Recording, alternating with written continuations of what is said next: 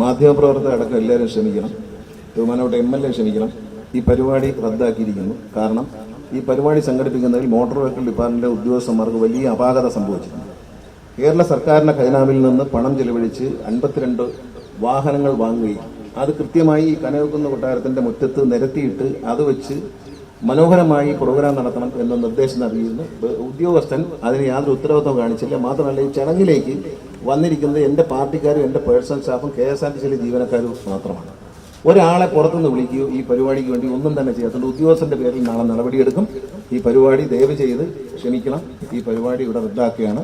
ഇതിന്റെ മുറ്റത്ത് വണ്ടി കയറ്റിയിട്ടാൽ ടൈൽസ് പൊട്ടും എന്നൊരു ഉദ്യോഗസ്ഥൻ പറഞ്ഞത്. ആ ഉദ്യോഗസ്ഥൻ ആരാണ്? കാരണം കാറ് കയറ്റിയിട്ട പൊട്ടുന്ന ടൈൽസ് ആണ് ഇവിടെ ഇട്ടെങ്കിൽ ആ ഉദ്യോഗസ്ഥൻ ആരാണെന്ന് ബന്ധപ്പെട്ട മന്ത്രിക്ക് ഞാൻ കത്ത് കൊടുക്കും. എല്ലാവരും ക്ഷമിക്കണം. ഈ പരിപാടി ഇവിടെ റദ്ദാക്കുകയാണ്. ഇത് ഞാനിവിടെ എല്ലാ വണ്ടിയും നിരത്തിയിടണം എന്ന് പ്രത്യേക നിർദ്ദേശം വണ്ടി വരുന്നതിന് മുമ്പ് തന്നെ നൽകിയിരുന്നു.